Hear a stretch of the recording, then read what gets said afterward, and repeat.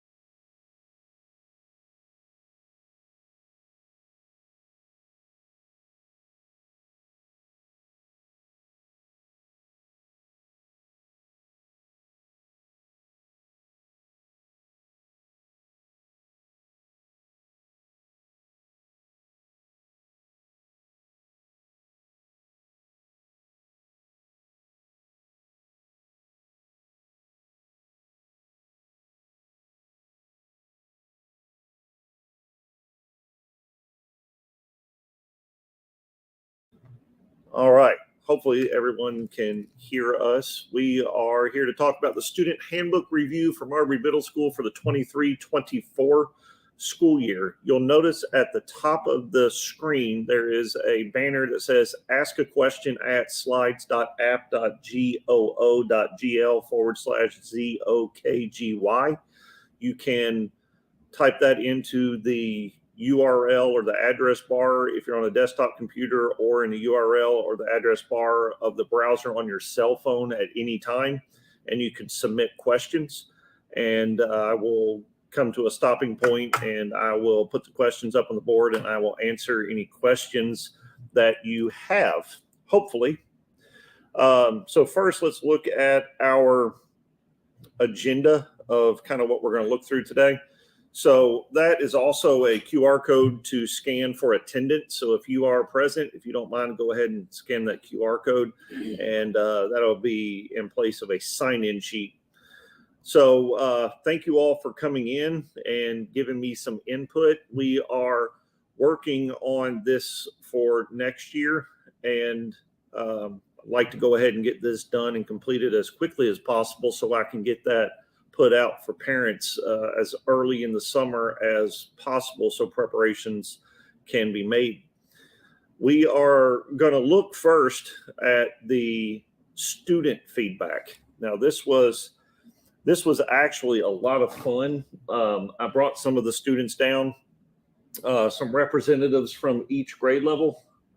I brought them down and we talked about what they wanted to see changes for next year, and it was really interesting seeing some of the things that they mentioned.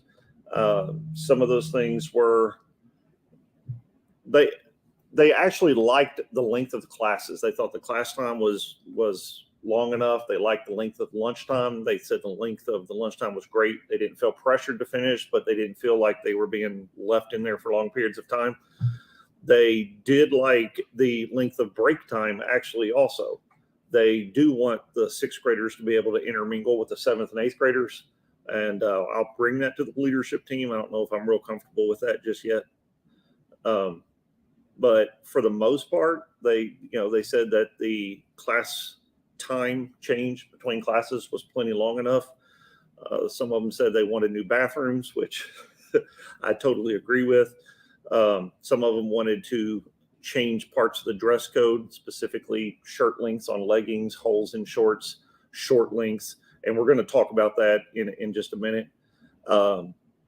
There was some good feedback that they brought in, which was very interesting. So let's first look at the district has a new vision, which is equip, engage, and excel. That was voted on by the public. They had a couple thousand responses to it, and this was the one that won. So when the GPR and the Code of Conduct come out next year, this will be our new district vision. So the first thing I want to talk about for consideration next year, and just to get your feedback on, are the check-ins and the check-outs. Right now, policy is after 7:45. Students can't check themselves into school. They have to be checked in by a parent. And checkouts are the same way. Show ID, make sure that you're on that checkout list. And the district policy is 2:30. And that's not a decision I can make. That's across the district, is 2:30. And then tardies, they're looking at revamping district-wide the tardies and the check-ins, check-outs, and the attendance policy as a whole. And they're putting some meat into that. The new board is coming in with some adding some teeth to the Code of Conduct. So attendance has always been a touchy subject. If you looked at our report card score, we had a 33% chronic absenteeism. And as I was talking to a parent earlier today, chronic absenteeism is 18 or more absences. And it doesn't matter if they're excused or unexcused. If they're not in the building, that counts as an absence. And so 33% of our students last year had 18 or more absences. And that 33% counts towards 15% of our state report card.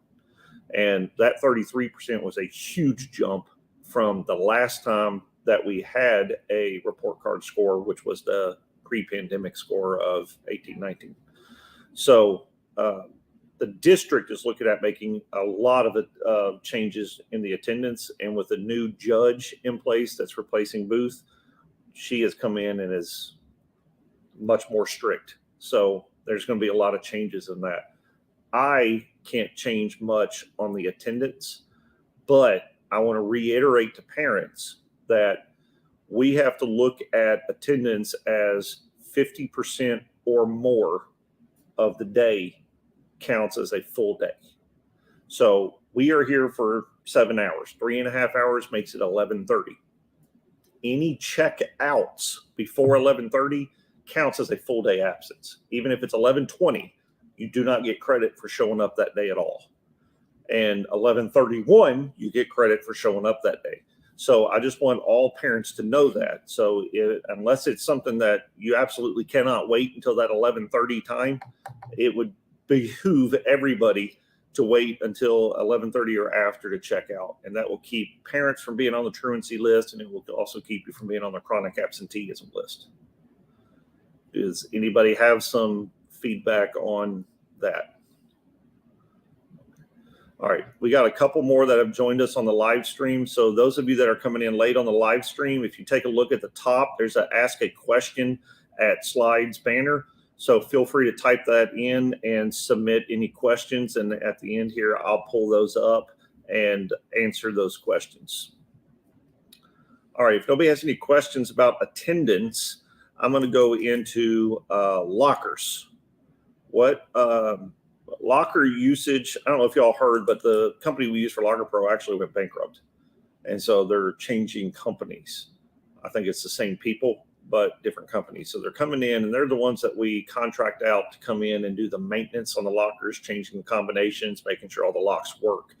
But I've also noticed that there are a lot of book bags. So lockers are not being used really efficiently to the point that I'd like them. But I also see that the lockers are not very large either. You can't get a lot of books in the lockers. So this year we were really pushing wanting the lockers because we were trying to get rid of the backpacks so that we can increase space in the hallway. But I want to hear what you all think, because your kids come home. That was one of the things the kids, they actually want to get rid of the rolling backpacks. They hate the rolling backpacks. But what are your thoughts? A lot of them say they need more time in between classes to even make it to the locker. Okay. So no lockers, the time is fine. Adding lockers, they want more time. Okay. They say it's particularly hard when their class is at the end of the hall and their locker is somewhere completely different. Okay. Add more transition time with lockers. Okay. Any other thoughts on lockers? What about the price of the lockers? Is that reasonable? I mean, I probably wouldn't bother. $10 for a year. Okay. I like his classes that that they have a classroom set of books, and he ain't got to carry that book. He only has to carry one book, so his backpack's just notebooks. Okay, so good point. Let me reemphasize that every book they receive, they do have access to digitally. They can access every textbook they have through their Clever account. So they do not have to take their books home unless they have limited access to the internet. I didn't know that. Okay, and that was. Had Have you? Okay, and that's 6th grade. It happened to be science or social studies. Okay. I'm aware of that one. I've been trying to work on that for a little while. I think that textbook is about 3 years out before they replace those completely. Social studies is 2 years. I remember that. That was actually one of the things that a student told me is they wanted more training at the beginning of the year on how to access their stuff through Clever. And I thought that was a 6th grade student. I thought that was pretty grown up thinking for that. Okay. How about electronics and technology? So right now the policy is no phones at all. Seventh and eighth grade, the policy is to be stored in their lockers. Sixth grade, they don't have lockers, so that has to be stored in their backpacks. But all phones and digital devices, electronics, should be turned off during the school day. Now, I am not naive enough to believe that the seventh and eighth graders all have their phones in their lockers. I know that. I'm not completely stupid, just partially. So I'm not going searching for them. As long as I don't see them, as long as we don't hear them, as long as you're not trying to get on them, we're not really going after them. It's when you pull them out and when you're using them during class. And another big concern are the ones where a parent comes up, hey, so-and-so texted me to come check them out. That's a big concern for us. So what we would really need are parents to help re-emphasize, don't be on your phone. We have phones at the school. If you're sick, you need to go see our nurse and let her check you out. If you're not sick, you need to make a phone call. That's why we have a phone in the front office. So as the policy is right now, the first time the phone is confiscated, it's a warning. The second time, it's 1 day ISS. Third time, it's 2 days, and it progressively adds days. I think beyond 3 days ISS, then it begins second chance referrals. We haven't had to reach that point here yet, but that's the policy as it stands. So thoughts? And while y'all are thinking about that, again, the ones that have come in, if you want to ask a question, type in the what you see at the top of the bar, ask a question at slides. Type that into your browser, and it will send me a notification of the question, and I'll answer that question later. All right, anybody? It's fine. Yeah. If he gets it taken up, it's on him. And then we'll deal with it at home. It won't happen but once. Okay. I'm the parent. I'm not going to come check my child out from a text message. No. Never go to the office and call. And all my kids know that. Okay. How about typically if a phone gets confiscated, hey, come up here, call your mom, let them know your phone got taken up. They're going to have to come get it. So they have to come pick up the phone. Yep. Only the parent or guardian can pick it up. Little sister, little brother cannot pick it up. Only the parent or guardian can pick it up, and it has to be picked up outside of the school hours, meaning after 3 o'clock. I know that poses an issue to a lot of parents, like when they work in Montgomery and they can't get home till 5. But what if the kid rides the bus and is home alone until they get home? That would be the only issue there, because a lot of people don't have home phones anymore. Okay. So if you can't hear those that are on live, if you can't hear the question or the comment that was made, there is a concern about parents picking up the phone if they're at work and getting home too late to make it to the school to pick up. Does that summarize? Okay. I'll make a note of that. Picking up after. Okay. Could it be posed to the parents, maybe, hey, can you come and pick this up by 4 o'clock, or can you give us permission to give it back before they get on the bus, or before brother or sister picks them up? I know that in some cases a parent has reached out, I'm not going to be able to make it, brother is picking up, can you do that? And if I'm able to talk to the parent, I can absolutely be flexible like that, because I do understand parents working in all kinds of different areas. The main part that policy is in place for is that communication with the parent. We want to be able to talk to them. Okay.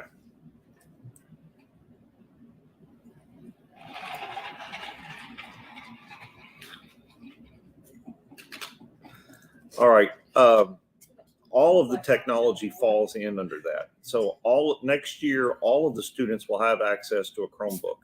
We will be 1-to-1 and beyond next year. So every teacher will have a class set of Chromebooks in their classroom. So there will be no need for electronic devices. It is actually going to be coming out in our student code of conduct later from the district that there will be no BYOD Wi-Fi access. So that access will be taken out completely. And the only access wirelessly that will be available is through MMS Wi-Fi or MMS streaming. and the MMS streaming is reserved specifically for the Chromebooks to use. And that is to preserve the bandwidth that the school uses, especially out here since it dwindles the further out we go. So we'll be looking for those changes when they release the code of conduct. He said, he being Mr. Camara, probably near the end of August, end of May, he'll be looking at that, hopefully for a early summer release to the public. All right, here comes the big part, dress code. The wonderful dress code. I will say that the district is also making some changes on the dress code as well.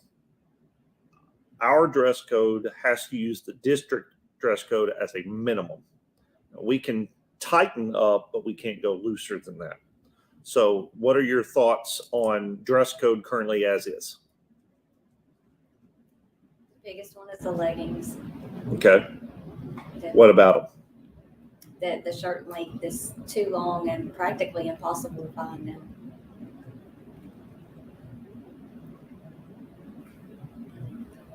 Okay. And that was same with the students. We're talking about that also. Okay. So you want to look for shortening the shirt length or the cover over the leggings. Okay. What else?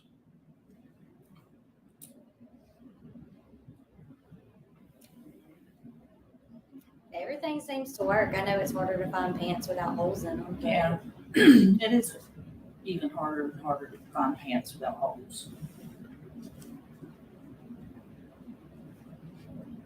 Good. I had someone pop up with a question. Fantastic. All right. What about? I heard something about holes. What did you say about holes in the It jeans? is harder to find pants without holes. Okay. I think it's getting harder for both girls and boys here lately. Okay. I think the way it's written now is there can be holes. It can't be skin showing. It has to be something underneath. And if there's not, then it can't be more than 2 or 3 inches above the knee. So the biggest dispute I have are with students that come in with holes, huge holes at the knee, and then it comes up 2 inches above the knee because the hole is so big.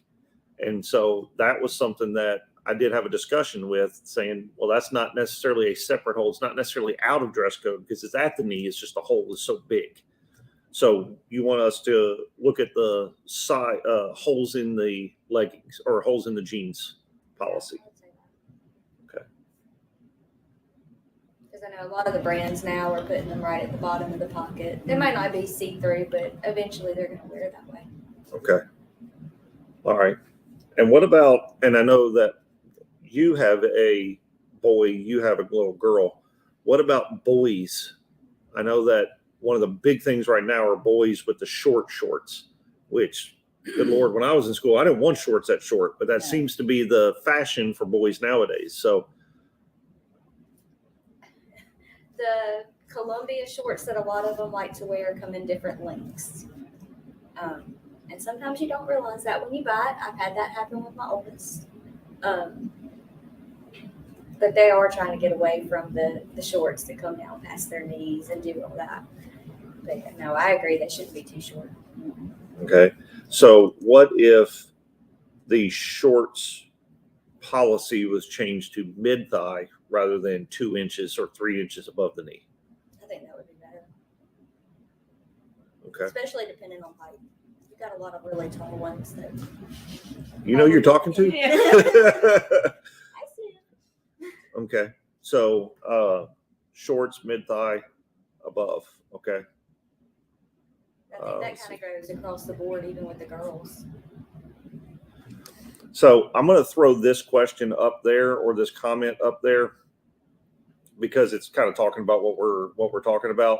The Nike style shorts should be allowed for PE. Girls should not have to shop in the boys section for gym shorts if possible. That was also brought up by the students. They wanted to shorten that. So let me mention that also. And they have to wear the long shorts. And a lot of them wear pants because they don't want to wear boy shorts. And then they're outside running in today's heat. Okay, so I'm gonna make a note of that, and we're having this meeting because our next leadership team meeting is Thursday, the 25th. And so I've already shared with them the student concerns. And so I want to meet with parents and get their concerns so I can take it back so we can finalize for next year. And I know that Ms. Rudolph is on that leadership team, so she will be there and be able to add some input there. I would say the Nike style, as long as they have the built-in undergarments or biker shorts, and all would be fine. All right, this parent says, I agree with the length of shorts for PE. We literally have to buy men's basketball shorts to be in dress code for girls. So I'll make an asterisk of that. That's been a hot topic. And we will mention that again at the leadership team meeting. How about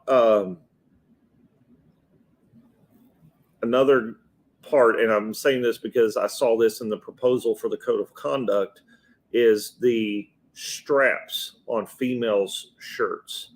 I think that the district is looking to a 2 or 3 finger width. I thought that's what it already was. I thought that's what it was. 3 fingers. And maybe they're doing 2. I wanted to say I mentioned it for a reason, and I may be just making something up, but as it is, there's not a concern. Is that okay?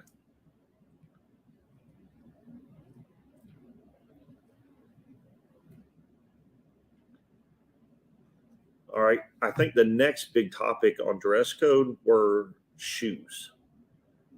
They want to know about slides.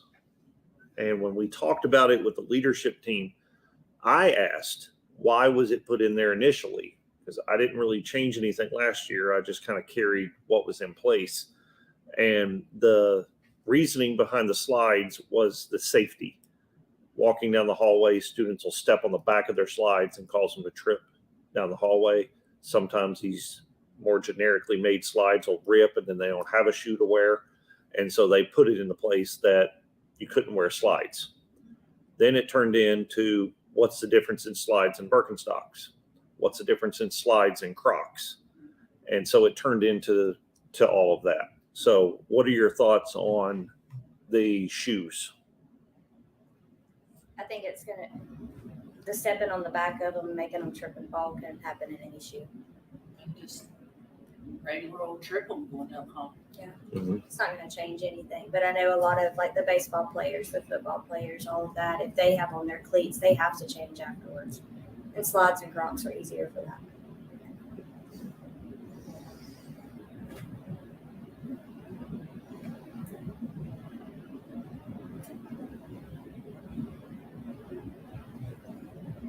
Okay.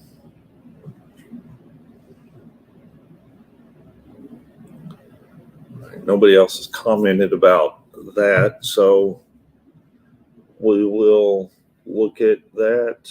I don't think there was anything else about shoes that was in there. It was basically just slides. And we talked about the shorts length. We talked about the leggings, talked about the tops. I can't think of anything else dress code that we needed to talk about.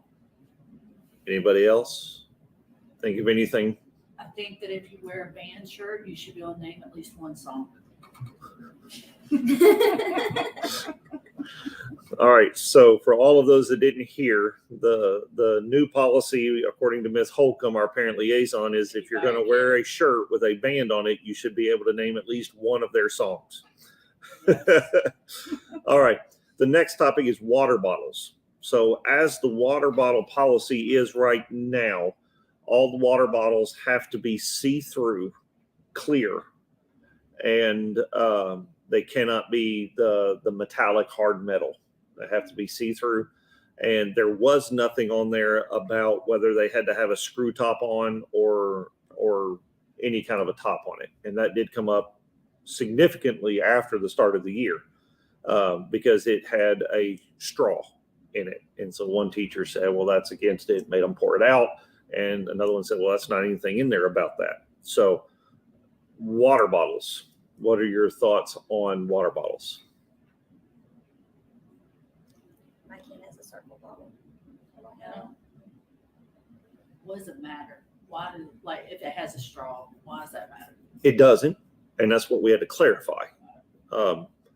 I think that the reason that the clear water bottles was put in place is so that we can ensure that they're not bringing in anything that they shouldn't be bringing in. Even with that, they still can. But Vodka is clear. I also don't think we got 7th graders sitting on vodka all day. They're not going to lose consciousness by lunch. No, we don't. Throw up. Right. You're right. We don't. I mean, I haven't heard any problems with it. I think it's fine. Okay. I mean, So- it's probably just clarify that It if is it's got hard a to find straw, a it's got to be built into the clear insulated bottle.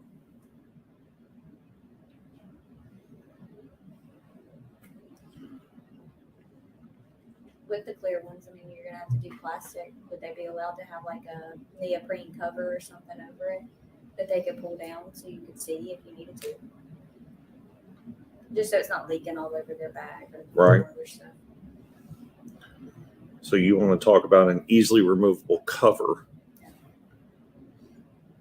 mean, I understand not having the stainless. But if it's not insulated, it's going to sweat all in their backpack. Okay. Okay.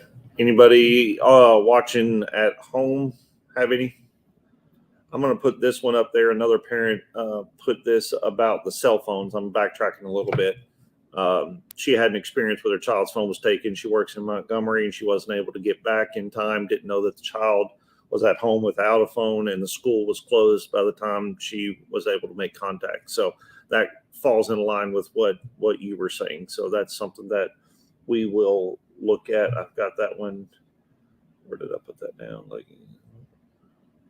there it is right there. Okay.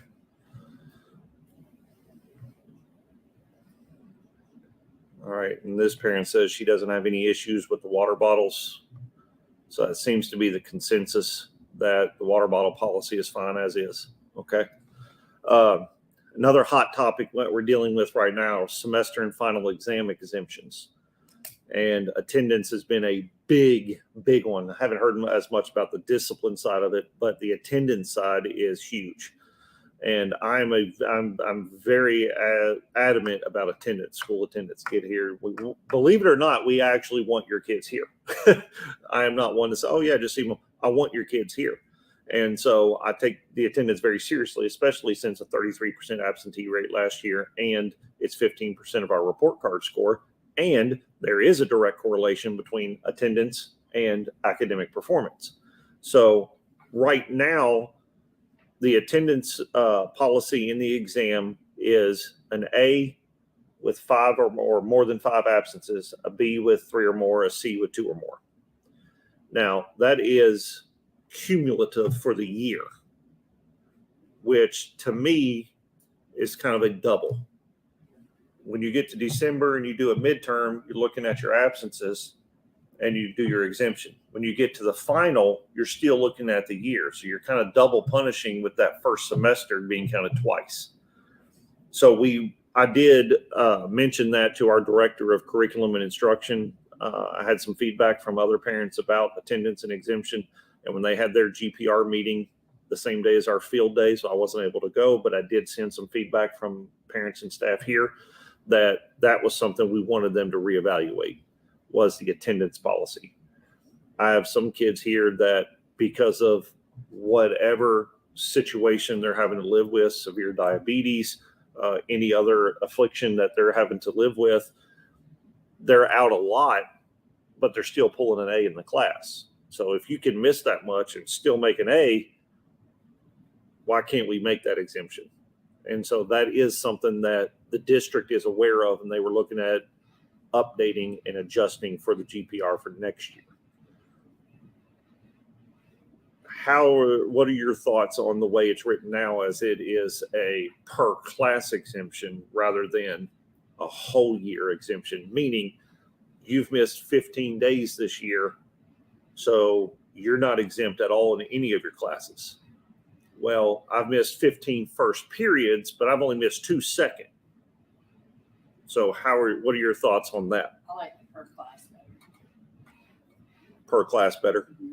Per class and even per semester. I mean, it's hard to do it for the year if you're Yeah. going to double hit them. Okay. Because Caleb has missed a lot more sixth period than he has beginning of the day.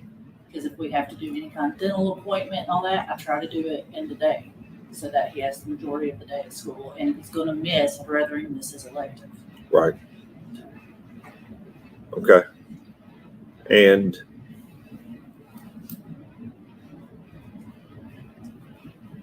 just lost my train of thought. I don't even remember getting Alzheimer's. Okay.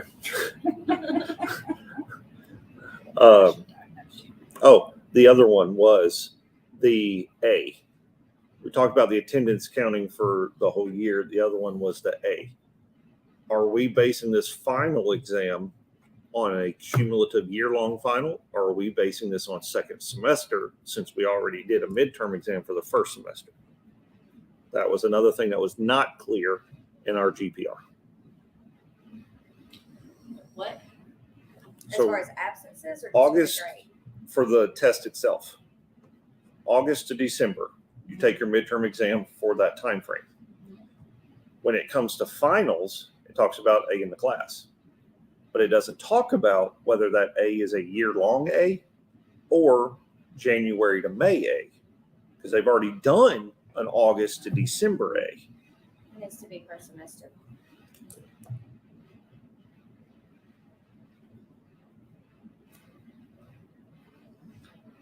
So basically, I was going the long way around to get your thought, but basically everything you're talking about exemption needs to be semester by semester instead of any of it being a year long. Yes. I mean, if you're going to do a year long, might as well just do one big exam at the end of the year and Cut out the midterm. Okay. All right. So talking about that, let's talk about that and the attendance piece, because that's what I'm talking with parents right now is, can I check out after my exam? Can I check in late if I'm exempt from the first exam? And officially you can, but if you're not present for 51% of the day, then we have to count you as absent. And then that can lead to a truancy referral or chronic absenteeism. So thoughts on that? a lot of those parents that are asking that have kids in high school, and those kids, that's what they do. They So what come is in the for their expectation? If my kid is exempt from his first test, and he has to take a second, what's he supposed to do during that first period while everybody's taking the test? I never had to give exemption or give midterms or finals because I always taught in the 6th grade. But if I was to have to do that, I would give the students that are in there an activity, not a waste of time, an activity that would reinforce, enrich, content standard related, but not a punishment, if that makes sense.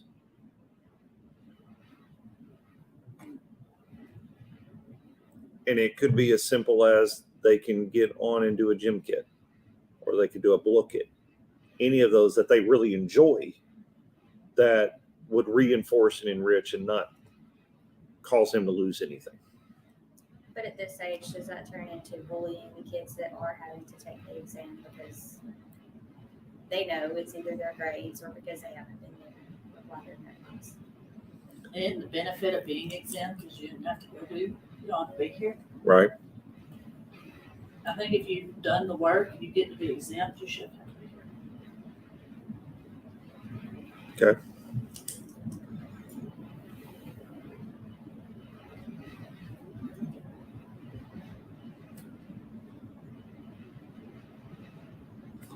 That turns into, okay, they're exempt first period, they don't need to be here, but they need to be here for second. Now that turns into a burden on the parent to get them up here. You're gonna have some parents that are still gonna bring them first thing in the morning, and they're just gonna have to deal with whatever. And then you'll have some parents that'll bring them when it's time for their tests. Okay. I will bring it to them. We'll talk it out. All right. Proper channeling of a concern or question. I put this one in here, not necessarily because it's a major issue, but I do have some parents that'll reach out, and I love talking to parents for the most part. that'll reach out and say, hey, I have a problem with this happened in so-and-so's class. And of course I'll listen, see what the problem is. But then usually my first question is, why have you talked to the teacher? And a lot of times, no. I said, well, you got to talk to the teacher. It's just like, if I don't call you and let you know that something's going on with your child, you're going to get upset. If teacher doesn't know that something's going on in the classroom, they're going to get upset. Well, why didn't you tell me? Why didn't you tell me you're having a problem? I could have done this, or this. So the way the progression of proper channeling is now is talk with the teacher first. If you don't get the result that you were looking for, or after talking with the teacher, it doesn't help, then the next step would be to the assistant principal, which would in this case would be Dr. Baker. And then again, if that doesn't fix it, it doesn't get resolved, you're not happy with that, then it would come to me next. If after talking with me, you're still not satisfied, the next step would be the director of secondary schools, which is Tisha Scott Addison. And then after that, if you're still not satisfied, it would be the right now interim superintendent, or hopefully a little bit later, sooner than never, the acting superintendent. Sounds good to me. It sounds good to me, and that's probably the way it should be. But me as a parent, my first question to my child when they tell me that something's going on is I'm going to be like, did you talk to the teacher? Because she's old enough. And if she didn't talk to the teacher, then I'll take it upon myself to do so. Mm-hmm. But what do you do if your child has talked to the teacher and they've talked to him multiple times and the teacher's not doing anything on that recommendation? Then a parent thinks they need to go past that teacher. Mm-hmm.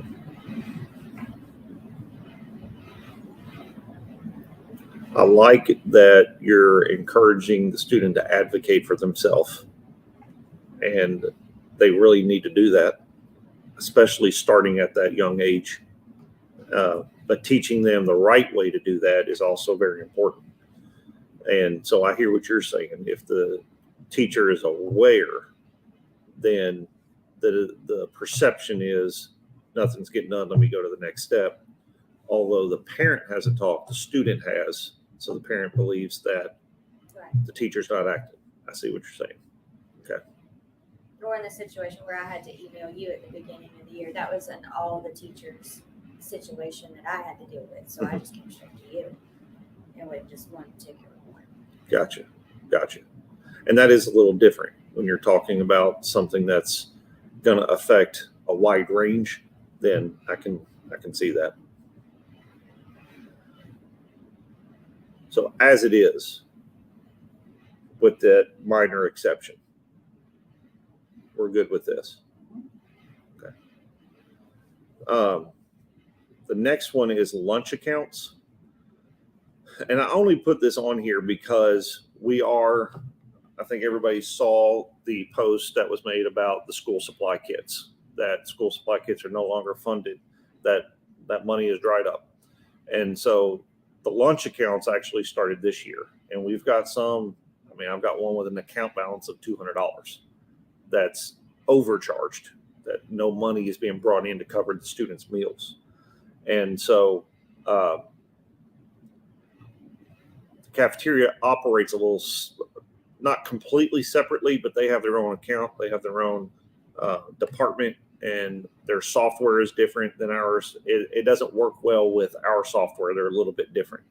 And so we try to work with the cafeteria as much as possible.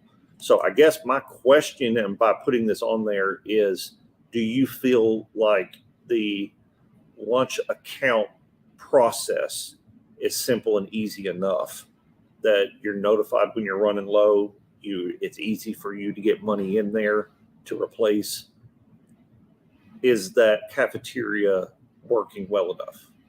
I think a lot of parents don't know how to put money on their lunch account without actually physically sending that money to school with their child. Okay. So some communication on that aspect. Okay. Now, I was going to say, how did it get to $200 if the parent wasn't notified? Do you have to sign up for a PAMS, or are you automatically given a PAMS account? I had to sign up, so I don't I know don't if it's remember. automatically given. You do. now. You do have to sign up, so maybe that parent doesn't even have it. Well, you don't have to sign up for it, no. I'm But if you saying want to be was able it to deposit automatically electronically, yes. To $200 So you don't get the notification other than a slip from the lunchroom saying that your child is over. Was that child even taking that slip to his parents? That's a great question. Alright. That's why I was asking about your And that experience. mom may not even know that kid's getting lunch, because I packed my kid's lunch and he was still buying lunch for folks at his table. And then what do you, And I had to remind him that it take them folks to race. then what do you do about the parents or the kids that have split parents and it's mom's week this week to pay lunch, dad's week this week, but they have two separate, can they That's have on two the separate parents. accounts? It's a good question. I don't know if the ones that are watching live can hear. I've got a great microphone out here, but you're soft spoken. You're sitting far away. The question was, can they have two PayPam's accounts for the cafeteria lunchroom? And so I'm gonna talk with Ms. Seegers in CMP and see if I can get an answer to that.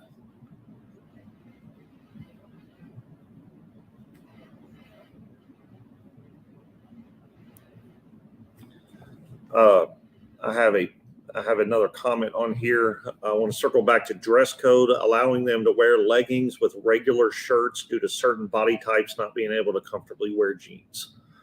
Okay, so and they've always been allowed to wear regular shirts. It was just the shirt length that was the concern. So that's something that we are going to talk about is the shirt length when they are being worn over leggings. Okay, next is security concerns. So for those of you that are on here, if you haven't scanned the QR code for your attendance yet, please go ahead and do that so we can get you documented that you attended and gave us some feedback. I talked to we had a security meeting a while back, and we basically just talked about the thoughts and processes on metal detectors and clear backpacks. And I talked with Dr. Boyd, our interim superintendent, and I told him that at that meeting, we were not big fans. Mr. Holland, our representative, was here for that. We weren't advocating for either one of those. And so his question to me was, okay, well, what other suggestions do you have? What does the public want to see to help increase security? So that's what I would like from you is give me some thoughts on what you would like to see to help increase the security and the safety of our students as they're on campus.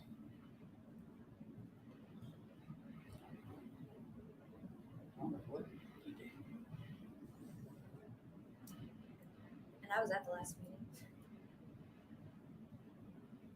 Are we just talking like guns, or are we talking like vape stuff, like Anything and that everything. seems like harming yourself? But I mean, I saw. I can't remember which teacher. One of the teachers, I think it was my library media specialist, sent me a picture the other day that they're making highlighters yes, that are vapes.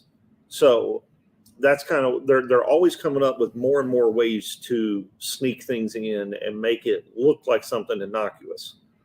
So I think that's kind of what he's looking for, he being Dr. Boyd, and asking you guys, what do you all want to see in order to help keep drugs, guns, vapes, cigarettes, tobacco products, all of these things that we don't want in our schools?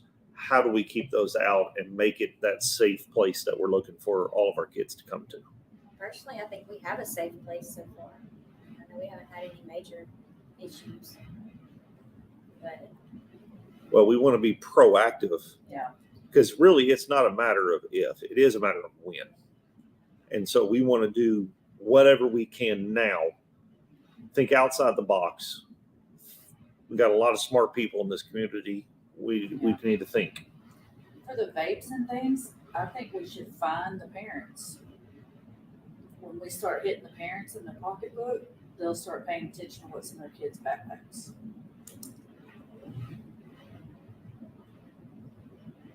what are punishment for the crimes? Huh? What are punishment for the crimes? Yeah.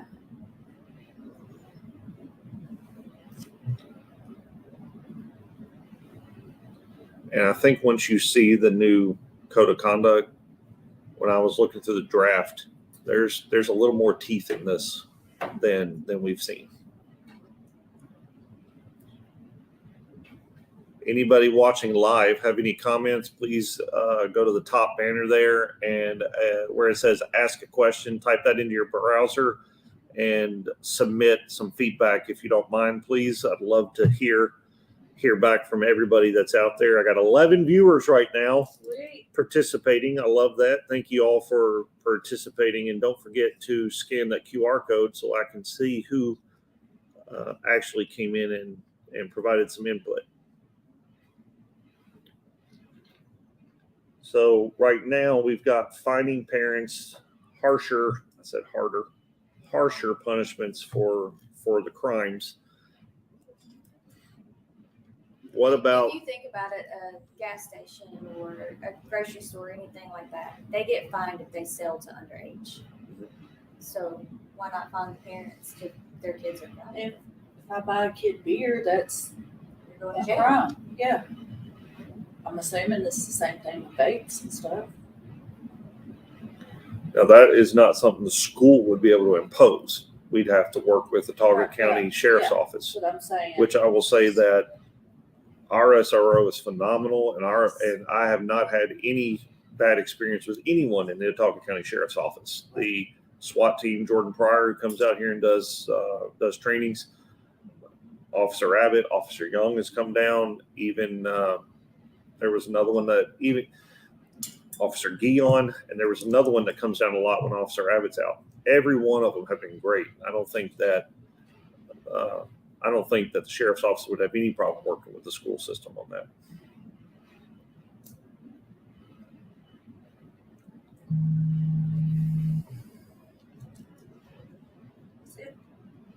Nothing else. All right. Any of the 11 viewers out there? I'm about to come to open questions. If anybody has any open questions or any other security concerns, please let's get those posted now. I do see something was added. I agree with finding parents. It is ultimately their responsibility to check what their child is bringing to school. I agree with you there. And let's see. I would not be against metal detectors. Anything that helps keep my child safe is okay by me. Okay. Don't worry about metal detectors going off all the time and then us becoming desensitized to it. So my experience with metal detectors, we were bringing in, at the last school I was at, had about 850 kids. We broke it down by grade level. 7th and 8th graders came through one, 6th graders came through the other. 7th and 8th graders made up about 67% of the school, right? So we're talking about 600 kids. Granted, not all of them were coming through at once, but there were still a couple hundred. And we had 2 teachers working either side of the table and then the security guard at the end. So they would come through the metal detector. They put all their books, bags, everything they had on them on the table. The teachers rifled through everything, making sure nothing was being brought in that shouldn't be. They'd come through the metal detector. If it went off, they had to go through the security guard and they had to be wanded. And then they were released to go through. So it is not a quick process at all to bring them through. It takes training for the teachers to be trained on what to look for and how to search. And then you're talking about an additional supervision there on the students that are waiting in line. In my experience with that, there has been waiting in line and they have something they're not supposed to have and they're ditching it. And then it's hard to track down who it belongs to. Which, if you look at it from that side, it was a deterrent. It didn't come into the school, but it didn't catch as much as you would think. The other side to that is every school in Montgomery has metal detectors, yet they still have guns coming into the schools and knives coming into the schools. And so it's not necessarily the metal detectors that are the problem. It's the coming in and then going out a side door and either propping it open or having a friend hold it open for you, run out to the car, get what you want, and come back in. That's my biggest about the metal detectors not really being the deterrent that we want it to be. They're not efficient unless they're at every entrance, and then we don't have the staff Correct. to run that and to focus on the kids that have already come through and keep an eye on them. Supervision would be a big concern. It would require more bodies, and I already want more bodies just to lower my class sizes. And so I don't know that that's going to be a feasible. I think that 2 that we got here are low cost to us and can be effective if implemented and implemented to fidelity. But that would be some good cooperation between the Autauga County Sheriff's Office, us, and the courts upholding those and following through. But that's beyond my pay grade. So all I'm going to do is bring the feedback to the superintendent. So, okay. Anybody else? Any other questions, comments, concerns? Doesn't have to be related to any of the topics. This is an open forum. I know that surprises you. She is hungry, if you didn't hear that. Okay, so director calling me now. All right, I'm going to shut this down. I'm going to leave the QR code up there for just a minute. Make sure everybody is scanned that and signed in. I'll also drop the link out there for those of you that didn't, that are on their phone and can't scan their own phone. I'll drop the link on there if you will fill that out for me so I can get that in. And thank you all for the 13 that are on there right now. This link will be live and available. If you came in late, you can go back to the beginning and watch it through. And then, of course, you can always email me if you have any thoughts after you've watched it. All righty. Close that. We're going to end that.